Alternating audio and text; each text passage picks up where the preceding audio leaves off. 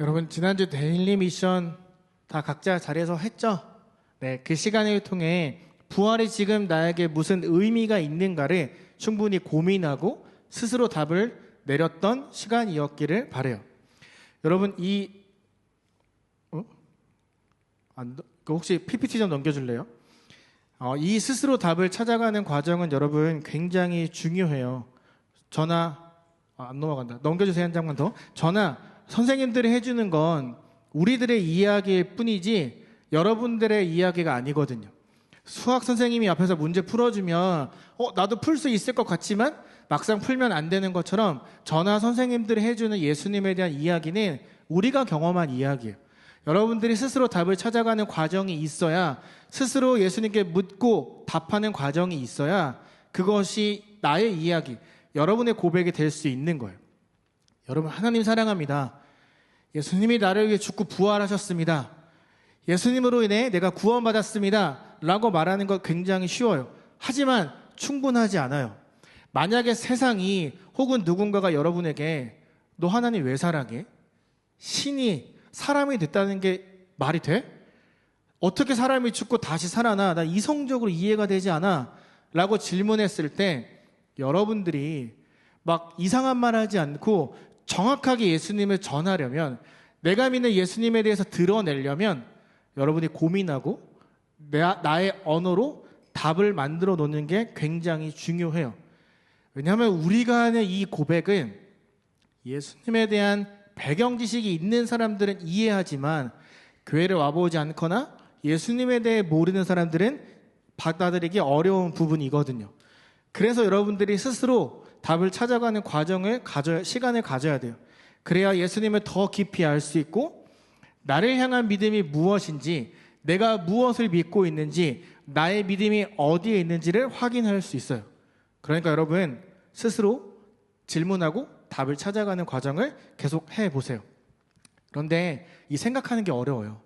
오랫동안 깊이 생각하는 게 쉽지 않아요. 왜냐하면 우리는 빠르고 빨리 지나가는 것들에 익숙하다 보니까 오랜 시간이 걸리는 게 좀 힘들어요.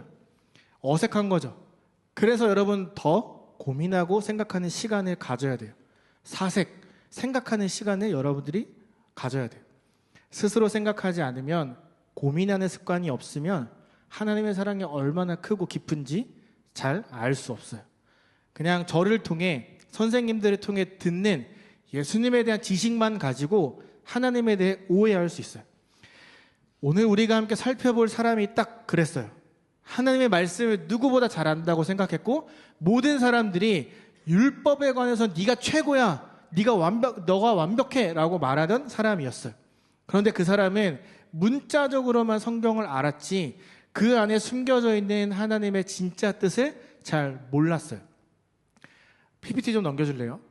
여러분 이 소랑 한 장 더, 이거 보면서 어떤 느낌이 오세요? 무슨 느낌이 오세요? 오늘 우리가 살펴볼 사울이 저런 마음을 가지고 그리스도인 공동체를 공격하기 시작했어요. 눈에 불이 나와요. 화가 나요. 저 황소처럼 막 달려가서 사람들을 다 괴롭힐 생각만 해요. 그에게 있어서 이 그리스도교는 받아들일 수 없는 것이었거든요. 그가 대제사장 가야바를 찾아가요. 나 지금 다메섹 갈 건데 사람들을 잡아들일 수 있는 나한테 공문을 주세요. 여러분 대제사장 가야바가 완전 땡큐였어요.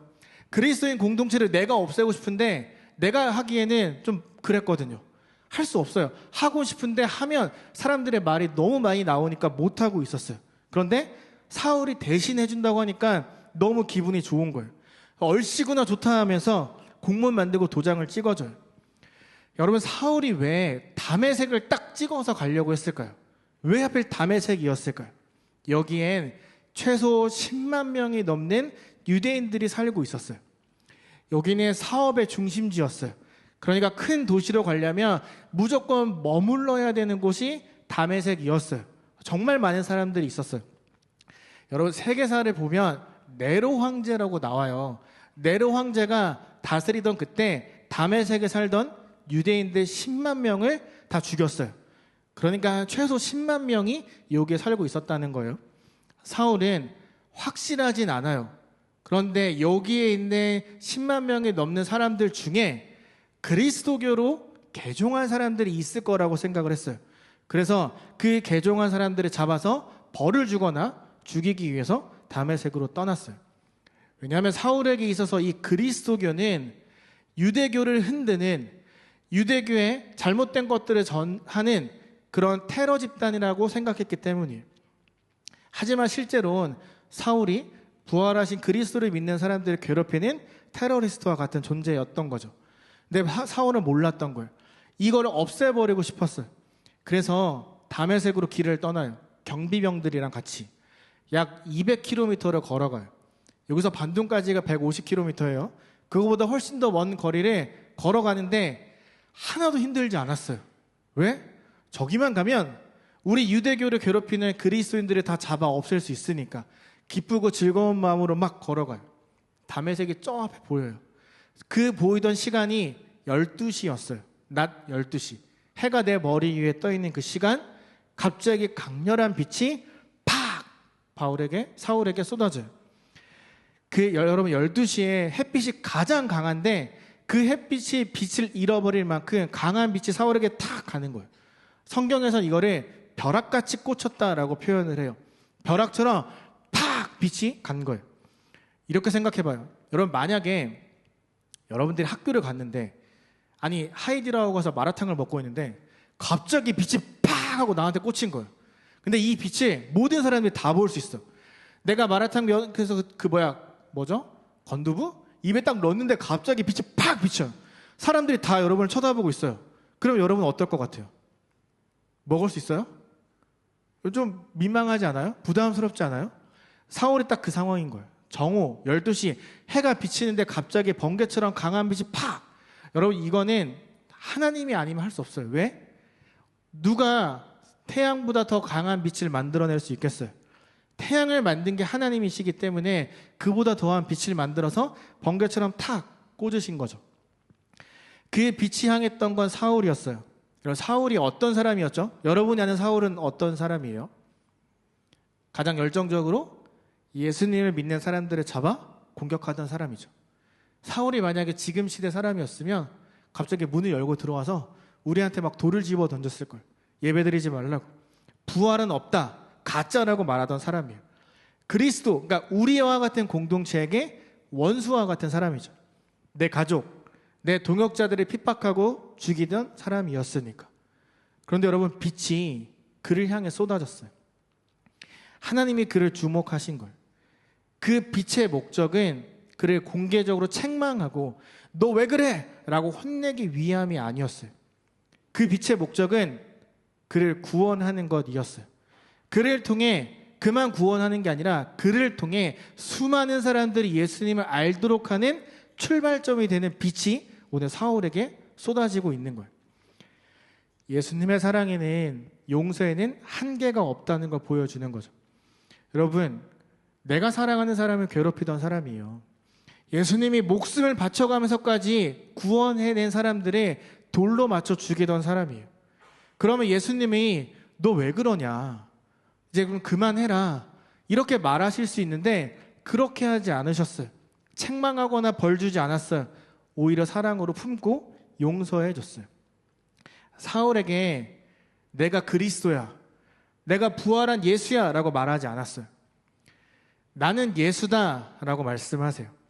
여러분 예수라고 말하는 거랑 그리스도라고 말하는 건 엄청난 차이가 있어요. 예수와 그리스도의 차이는 다음 달부터 시작될 사도신경을 설교 때 알아보는 걸로 하고, 오늘은 예수님이 그리스도라고 하지 않으셨어요. 나는 예수다 라고 말씀하세요. 여러분 사울이 당황해서 지금 엎드렸어요. 그리고 예수님이 이렇게 이야기를 해요. 사울아, 사울아, 너 왜 나를 핍박하니? 너 왜 나를 괴롭히니? 여러분 지금까지 사울은요 예수님을 괴롭힌 적이 없어요. 예수님을 때린 적 없어요. 예수님한테 손가락질한 적 없어요. 그는 그리스도인들, 교회 다니는 사람들을 힘들게 했어요. 그런데 예수님이 왜 나를 괴롭게 하니? 라고 질문하세요. 이거 무슨 뜻일까요? 예수님이 몰라서 이런 말 할까요? 이건 이런 뜻이에요. 그리스도인들의 고난과 아픔, 그리고 그 슬픔을 예수님께서 공감하고 계신다라는 걸 말하는 거예요.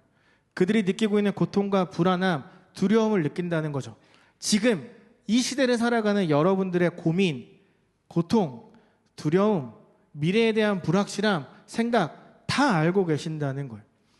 우리 안에 계신 성령님으로 인해 하나님은 우리의 모든 상황을 공감하고 계신다는 걸 말하고 있는 거죠. 그러니까 사울이 이렇게 물어요. 주여 누구십니까? 이 주여는 예수님 누구십니까? 이런 질문이 아니에요. 선생님은 누구인데 나에게 이렇게 힘들게 하십니까? 라는 질문이에요. 그러니까 예수님이 이렇게 말을 하죠. 나는 내가 박해하는 예수야. 사울은 지금까지 예수님을 구세주라고 생각하지 않았어요. 부활도 믿지 않았어요. 예수님이 십자가에서 죽었어요. 그 시체를 제자들이 훔쳐갔다고 생각했어요. 그리스도인들의 거짓말이 유대교를 흔들고 있다라고 생각을 했어요. 근데 지금 순간 혼란이 오기 시작해요. 이게 무슨 말이지? 이 상황을 내가 어떻게 받아들여야 되지? 왜 나에게 이런 일이 일어나지? 굉장히 혼란스러워졌어요.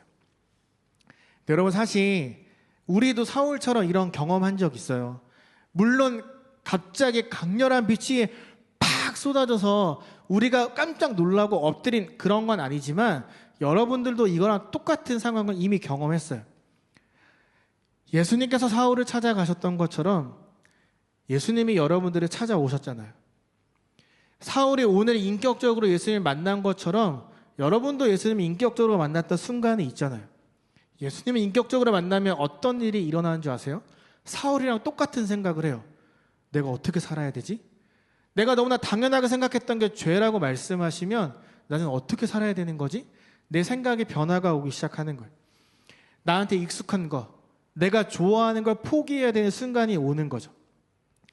여러분, 예수님한테 그리스도 앞에 처음 무릎 꿇었을 때, 그분을 인격적으로 만났을 때 언제인지 기억나세요? 그걸 회심이라고 말을 하죠. 예수님을 만나 구원을 받고 회개하고 그때 강렬한 은혜를 받았을 때 여러분들도 사울처럼 변화가 되는 시작이 있었을 거예요. 나를 구원해 주셔서 감사합니다. 그리고 예수님을 위해 살겠습니다. 라는 고백을 여러분 한 번쯤 해봤을 거예요. 그때 고백이 지금 나에게 남아있는지 지금 생각해 보세요. 저는 곰곰이 생각해 보니까 이 고백을 하나님이 들으셨더라고요. 제가 하나님을 위해 살겠습니다. 목사가 되어 하나님의 말씀을 세상에 나누고 싶습니다. 선교사가 되어 하나님의 사랑을 전하고 싶습니다. 라고 어렸을 때 고백했던 그 서툴고 투박했던 그 고백을 하나님이 들으셨더라고요. 그 고백대로 저의 삶을 인도하셨고 그리고 저를 오늘 여기에 부르셨더라고요. 내가 예수님을 인격적으로 만났던 그 첫 날이 기억이 나지 않으면 여러분 작년 6호 때 작년 우리들의 수련회를 한번 떠올려 보세요. 저 여러분 울면서 기도했던 사진 갖고 있거든요. 난 동영상도 찍어놨어요. 아직 풀지 않았지만 갖고 있다고요. 여러분 그때 했던 고백 뭐라고 기도했는지 기억나세요? 뭐라고 울면서 기도했는지 여러분 기억나세요? 그때 고백이 남아서 지금 여전히 나의 삶을 이끌어가고 있어요. 그런데 여러분 나는 기억하지 못하는데 하나님은 그 고백을 기억하세요. 그래서 그 고백대로 살아가면 함께 기뻐하시고 그 고백대로 살아가지 못하면 함께 마음 아파하고 힘들어하고 계세요. 사울을 통해 핍박받던 그리스도인들의 마음을 아셨던 것처럼 여러분들의 그 고백을 기억하고 함께 하고 계시는 거예요. 지금 혼란에 빠진 사울에게 예수님이 다메섹으로 들어가라고 해요. 여러분 일반적으로 너 절로 가라고 하면 갈 수 있도록 해줘야 될 거 아니에요.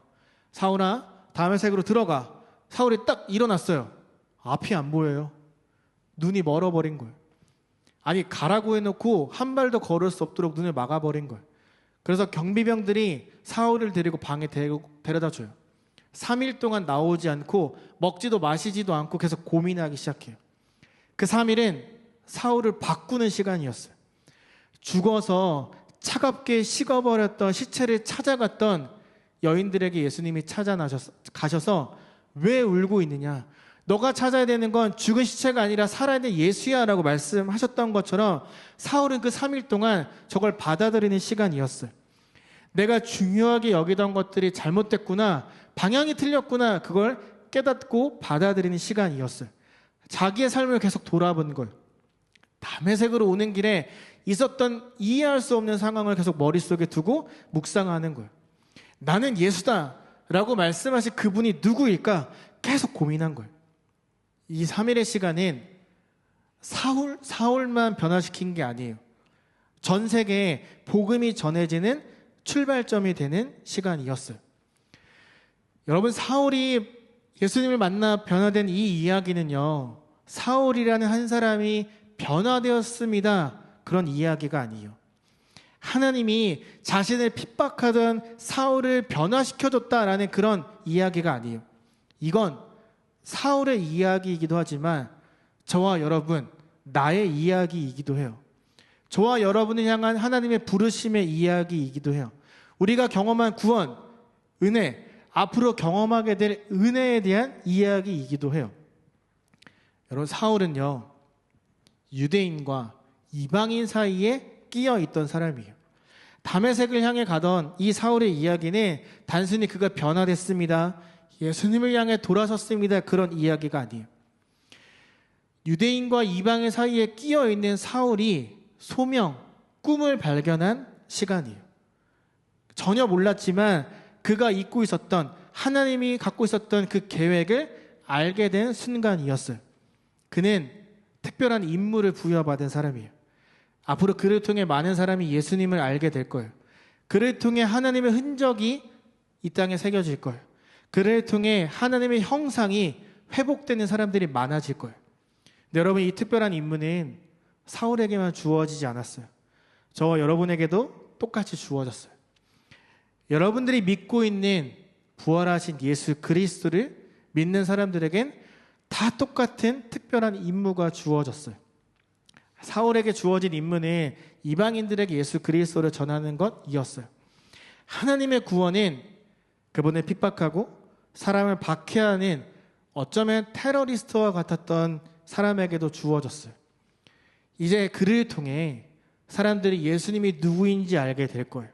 사울을 통해 많은 사람들이 예수를 그리스도라 고백하고 돌아오게 될 거예요. 저에게 주어진 특별 임무도 크게 다르지 않더라고요.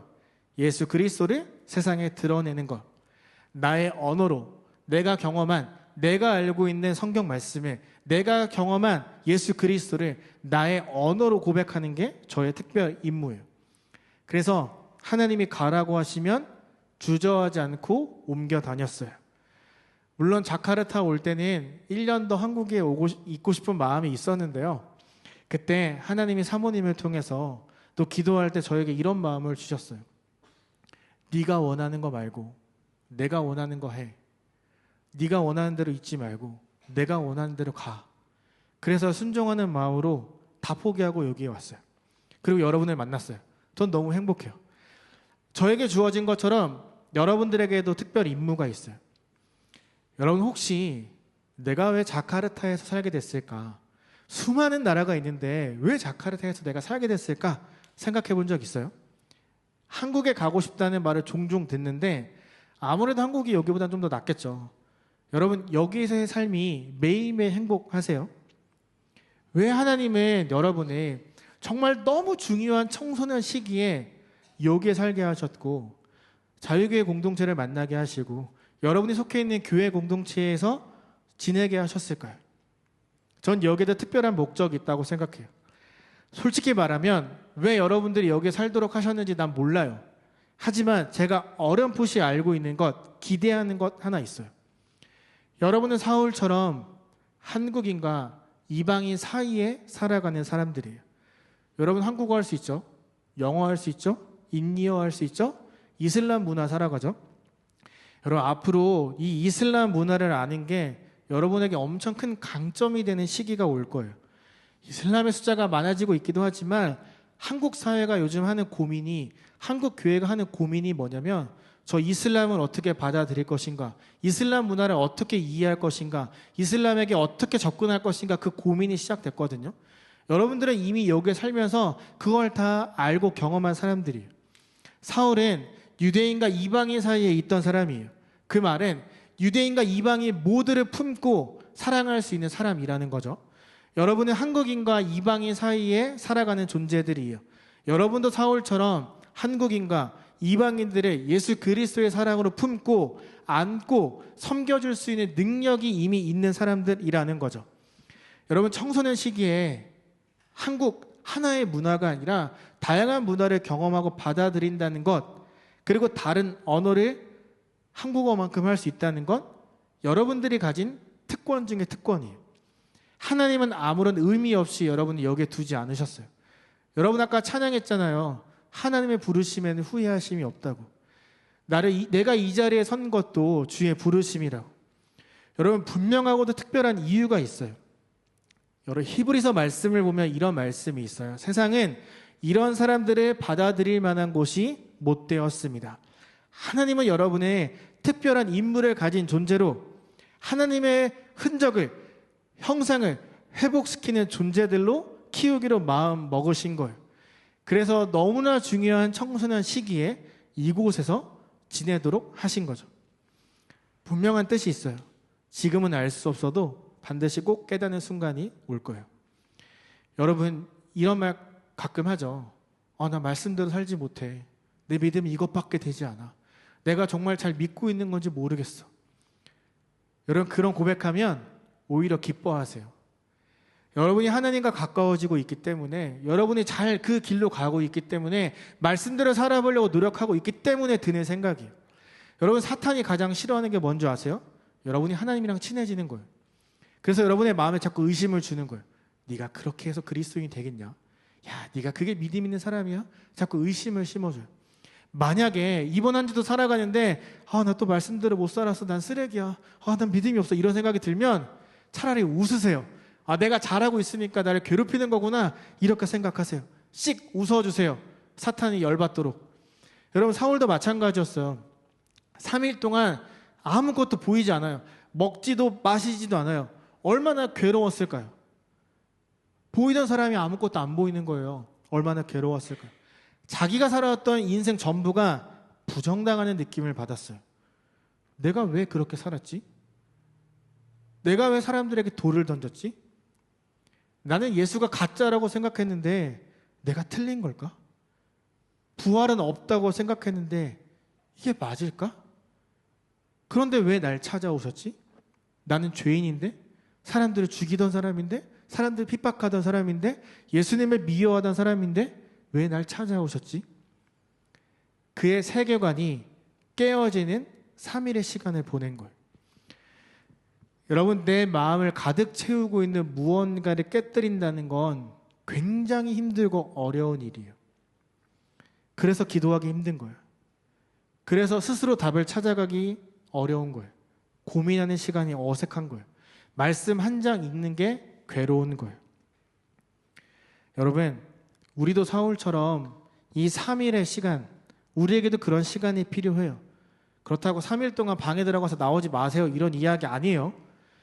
집에 가서 엄마 나 밥 안 먹어, 목사님이 3일 동안 방에 있으니 학교도 안 가, 이런 말 하면 안 돼요. 그런 게 아니라 그 시간이 괴로워도 하나님의 부르심에 깨닫기 위해서 여러분이 계속 고민하고 땀 흘리고 씨름하는 시간이 필요하다는 거예요. 이 시간이 있어야 돼요. 그래야 여러분이 인스타에 하는 고백처럼 살아갈 수 있어요. 인스타에 고백을 멋있게 하는데 그렇게 살아가지 못할 때가 많잖아요. 내 고백처럼 살아가려면 이런 시간이 필요해요. 내가 고백한 대로, 기도한 대로 살아가려면 여러분 계속해서 고민하고 씨름하는 시간이 있어야 돼요. 매일 은혜를 달라고 기도하세요. 구하세요. 그리고 내가 가장 소중하게 여기는 걸 포기할 수 있게 해달라고, 내 마음을 가득 채운 무언가를 버릴 수 있도록 해달라고 기도하세요. 버려야 하나님으로 채워지는 거예요. 하나님을 여러분의 마음속에 여러 많은 방 중에 하나에 넣어놓지 마세요. 여러분, 수련회 6호 때만 이런 시간 갖지 마세요. 매일의 삶에 수련회를 기대할 때 6호를 기다리던 그 마음처럼 살려고 노력하세요. 늘 이야기하잖아요. 하나님의 은혜는 특별한 행사 때에만 있지 않아요. 매일의 삶에서 누리는 은혜가 더 중요해요. 매일의 삶에서 누리는 은혜가 있어야 수련회 때 더 큰 은혜와 더 큰 길을 발견할 수 있어요. 그 은혜를 찾아가는 것, 매일의 삶 속에서 회복하는 게 전 훨씬 더 중요하다 생각해요. 위클리 미션이에요. 여러분 생각하는 시간을 갖는 게 너무나 어렵고 힘들겠지만 나 혼자 못하겠으면 옆에 있는 친구에게 서로 질문하고 답을 해보세요. 하나님은 수많은 곳들 중에 왜 나를 자카르타에서 살게 하셨을까? 하나님이 나에게 주신 특별한 임무는 도대체 무엇일까? 이곳에서의 삶을 통해 나에게 무엇을 원하실까? 질문해 보세요. 아무리 생각해도 답이 나오지 않으면 옆 친구하고 토론이라도 해보세요. 여러분, 당장 답이 나오지 않아도 괜찮아요. 하지만 그 답을 찾기 위해 고민한다면 그 과정이 바울이 완전히 바뀌어서 세상에 나가 예수님을 전했던 그 순간처럼 여러분의 삶도 하나님을 향한 것으로 정말 바뀌는 그 출발점이 될 거예요. 만약에 아무리 이야기를 해도 이 두 가지에 대한 답이 나오지 않는다면 마지막 이 질문을 한번 해보세요. 자카르타에서 내가 경험하고 배운 것들은 무엇이 있을까? PPT 한번 눌러줄래요? 자카르타에서 내가 경험하고 배운 것들이 무엇이 있을까를 써보고 거기서부터 다시 답을 찾아 올라가 보세요. 사울을 찾아가셨던 그 예수님이 여러분도 찾아오셨어요. 하나님은 사울 한 사람에게만 특별한 임무를 주지 않았어요. 저와 여러분에게도 똑같은 부르심, 똑같은 목적, 똑같은 특별한 임무를 주셨어요.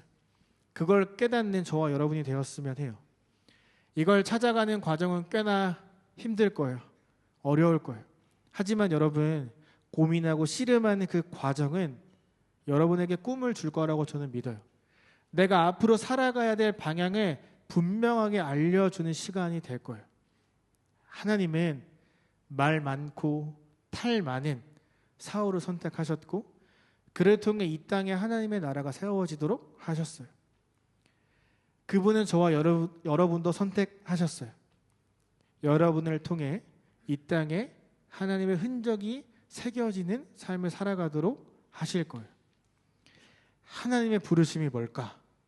그것에 대한 답을 찾아가는 그 시간이 즐거운 시간이 되었으면 좋겠어요. 어렵겠지만 계속 고민하고 질문하고 서로 이야기 나누면서 이 답을 찾아가는 시간을 기대하는 여러분들이 되었으면 좋겠어요. 특별한 인문은 사울에게만 있는 게 아니에요. 한국인과 이방인 사이를 살아가는 여러분에게도 동일하게 주어졌어요. 그 특별한 인물에 찾아가는, 깨닫는 저와 여러분 되는 이번 한 주가 되기를 예수님의 이름으로 소망하며 축복합니다.